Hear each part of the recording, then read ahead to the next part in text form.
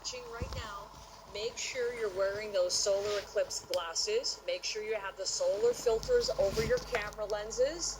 This is what we need to be doing right now because you're not at totality yet. And as we look at these pictures, you're going to hear the voice of Ryan Marciniak, who's been with me all morning and all afternoon, and we've been enjoying his expertise so much from Astronomy in Action.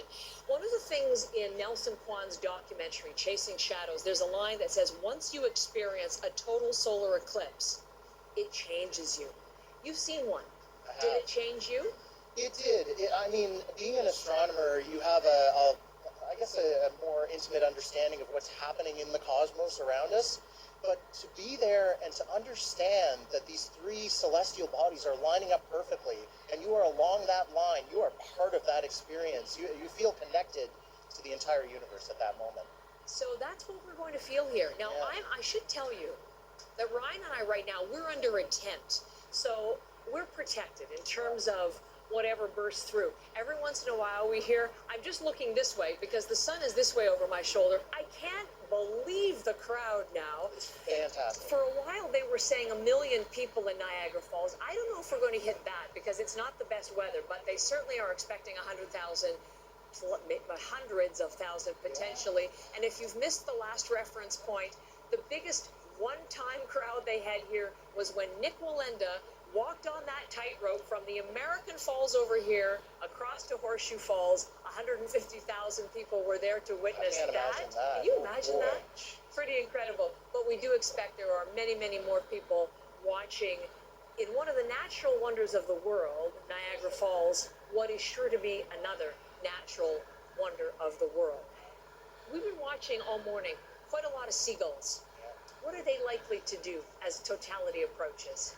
Their nighttime routine, maybe landing, nesting a little bit, kind of settling down, but maybe a little surprised that they're doing that so early, but it will get pretty quiet as far as birds go. But interestingly, it won't be silent for us, I wouldn't imagine, because of the falls behind us. Well, between the falls and the crowd, I'm sure it'll be quite loud. They'll be cheering, I'm Yeah, sure. definitely. But we are in front of the second largest falls in the world behind Victoria Falls, but the most water, 168,000 cubic meters every minute.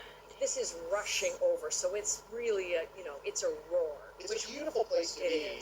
Even if the weather is cloudy for the rest of the eclipse, we have this wonder of the world to look at. It really is. So stand by for just a second. I want to bring in Katie Nicholson.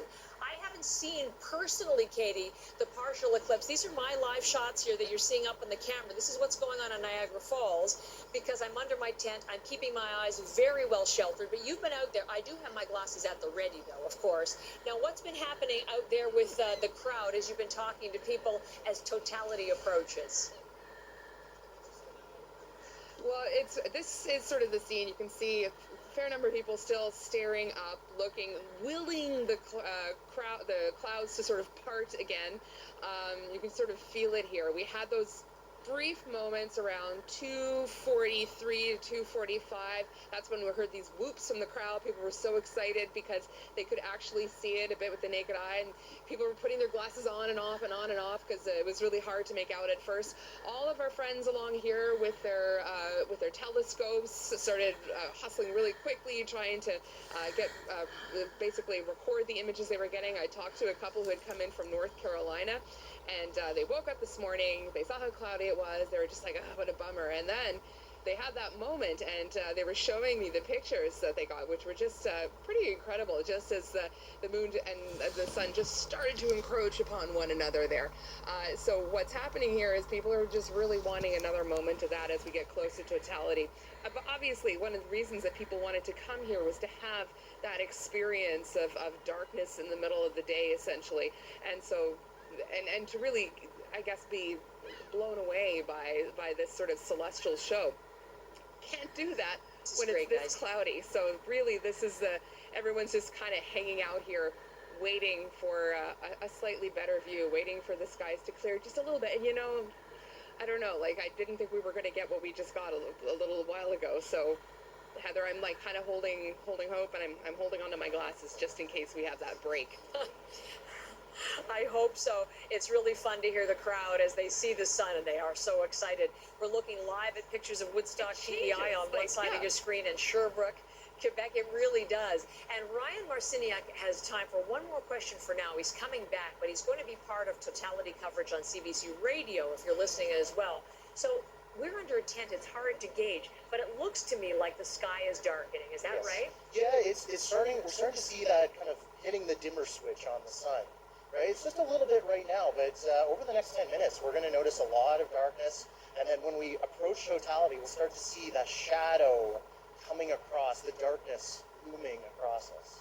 I can feel the breeze. It's getting cooler. I think it is getting cooler. It was 14 degrees. We took the temperature at 1 o'clock. We took the temperature. It was 14. We are noting because it'll drop about 10 degrees, won't it? 10 degrees? Yes, and the wind might actually stop and shift direction as well. And then again, as we talk, the seagulls, they're really the only bird life or animal life. There's some pets in the crowd, but maybe here if the dogs react. I don't know. Certainly. But the birds, we'll see if they get silent. This is all what is in store for us here in Niagara Falls. And again, Ryan, thank you. Come on back after your radio duties. We'll continue our conversation. I just want to make sure that you just take stock for just one moment. 1979, the last time there was a total solar eclipse in Canada. There won't be another until 2044, and that's in the western provinces and up in the 3 northern territories. That's a big gap. We need to experience this together as we are and really savor the moments. What we're seeing, this rare spectacle play out live before us, and we're bringing you live pictures all along the path of totality. So Jay Scotland's camera in Woodstock, we're looking at Alison Northcott's camera at Montmagny, the observatory there. You can see the partial eclipses in Sherbrooke. I'm really hoping that the cloud breaks and I can bring you my own live camera, but so far not. Andrew, we've been saying a lot of Doris Day. Que sera, sera. We're just going with it here in Niagara. Whatever happens. So what's going on in Toronto where you are? Well, Heather, this serves me right because I was bragging about the sun coming out. It is gone. It is the cloudy skies here in Toronto where we're under partial eclipse. But we are, as you've been mentioning, just minutes away, and Pauline is here, Barnaby is here with me, just minutes away from totality for many people in southwestern Ontario, and then it'll quickly kind of clip through southern Ontario into Quebec, into the Maritimes, and then finally Newfoundland over about a half an hour period. Yeah, So look for how dark those it is there. in the I bright remember sunshine, our what do they partial really one experience? being like Well, that. they'll It looked see like the moon totally the covering start the of sun. a They really, may get to really see the bad diamond ring murky effect, where you see a thunderstorm. little bright spot on the edge of the moon, Yeah. or at the edge of the moon and the sun. They might get to see Bailey's beads, which is where the sunlight filters through the craters on the edge of the moon, which is super cool. Yeah. They'll see birds landing or doing their sleepy time things.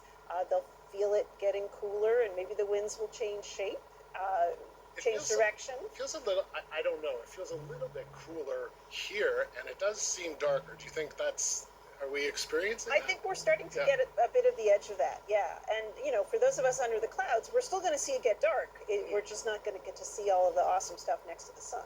Okay, so now that we are very close to experiencing that, or many Canadians are, those in Niagara and Southern Ontario and other parts, remind us about the safety tips in terms of the glasses and what we need to be doing. Gotcha. So folks who are under clear skies, you want to keep your glasses on until you see the sun go away, basically. That's how you'll know totality is started, and you can take the glasses off. And then you got to put them back on 2 to 3 minutes later, depending on where exactly you are. People where it's not a total eclipse need to keep the glasses on. If you've got as many clouds as we have here, you probably can't see the sun anyway. Yeah. But keep the glasses handy. You might need them. And remind us about why this happens. This is all about the size of the moon versus the size and the distance of the sun, right? Right. In terms of how this happens. Right. So the moon is coming between the sun and the earth, and it just happens that the moon is the right size to block out the sun. Except sometimes when the moon is a little further away and it's not quite big enough to block out the sun, we call that an annular eclipse. So if you've heard that word, that's what that means. All right, Pauline, thank you. Okay, so here we are. Heather, I know, and I was just going to ask you finally, in terms of the 99.9%, yeah, it just won't be the same. Right. But Heather, I know we're so close. Back to you in Niagara Falls. We are. I can see your sky darkening, Andrew, and thank you so much. Can you see mine? It's quite extraordinary. I want you to watch this, but there we are. Look at this. You can see my breath. The temperature has dropped considerably. I don't and remember that quickly. me when I And was Katie watching Nicholson, who's just mine in can I see Duckingfield Katie a few somewhere in the years crowd ago. just behind me? I Are remember you it going noticing the same dark and thing, it was Katie, in cloudy. terms of Hard to darkness, see, light, but sound, my camera, cold? What are my you camera seeing? We've got it. noticed, yeah, big shift in light, but Oh, also remember just that, Melanie, when you had temperature, a the camera? wind, and the Yeah. thing that I'm really noticing, I kind of Happy feel a bit like Tippi days. Hedren and the birds. The seagulls here have just really kicked up. They're I've flying ordered around. mine a We month sort of ago hear now and them. it still ain't I here don't know. yet. Dad, do you want to just like grab a couple of them? They've been sort of like flocking Woo! around Yeah, us they off have, to the haven't they? side a bit more too. It's like that in Flying low, just Blackpool. sort of going around in circles. They certainly seem a little bit more disturbed, and we, of course, have heard multiple times. Sometimes animals start nocturnal behaviors. They get a little bit confused by the sudden, rapid onset of darkness. But you can feel it. It's a tangible, experiential thing. You feel the cold, you feel the dark, and there certainly is a sense that something is shifting. So as we get closer and closer to totality, it has absolutely become crisper, colder, a little windier, and just the birds here clearly a little bit more on edge than they were earlier today. Katie, thank you so we much. saw a couple planes. Yep. Oh, and I was asking our team because I'm looking up. There's just above us. Can you see this, Katie? There's a tiny sliver of blue sky, and everyone is hoping that expands. Obviously, the sun is covered in cloud where we are. But again, there's optimism, and I think I keep seeing planes flying. Now, by the way, can you get that shot? Yeah. Yeah, okay. You can see the blue sky there. Merdad is just getting it. Yeah. And that is it, Heather. That is in the area where we were told is a prime viewing spot for this eclipse. So if that shifts over, we might be in luck here. Listen, I am an eternal optimist, Katie Nicholson, and so we're not done yet. We have 6 minutes until totality where we are here in Niagara Falls, but it's seconds away in Kingsville, the very first place in Canada to experience a total solar eclipse since 1979. The southernmost point of Canada is Pelee Island. Chris Ensing, you keep those glasses on. Last moments of partial eclipse for you. Chris, tell me about it. Tell me all about it. We're watching this move centimeters away from taking over the sun. It's incredible, just the version of what's occurring here for us with the sky darkening, the cold. We can see our breath, the water in front of us flat. I've got people behind me all over. Just as this is about to go, I got some friends beside me right here. As you watch the sliver of the sun start to disappear, Allie, what are you thinking about, bud? I would say this is a once-in-a-lifetime opportunity. It's honestly just beautiful. Wow, look at it. We've got that last little sliver inside of there. What do you guys think? What do you make of this? It's neat to see, eh? It's pretty. Allie, we got the applause from people. Come on. So, there's so many people here. I don't even know what to say. Last sliver. Totality has just started. This is absolutely crazy. There it is, Heather. You can hear everybody around us. That's just a gorgeous moment. I don't know what you're able to see, but the water is calm. I'm going to take the glass off just to look. Mike, if you can point the camera to the right there, you can see the sun sort of, the way the glow has been created over there. One of those beautiful sunsets that we would see here. Heather, it's incredible. Allie, before we throw back here, what do you want to make of this? What do you want the people of Canada to know? No. Chris, just stay with me. Life is beautiful. Yes, Heather, we've got you. It's something that I on want both you to sides just tell here, me, you can look see. around, tell me what's happening, how are people reacting? I want to experience it with you, Chris. Just give me the whole picture. We've got kids running around. We've got two sides of a sunset here. The beautiful northern shore of Lake Erie, just calm as glass behind.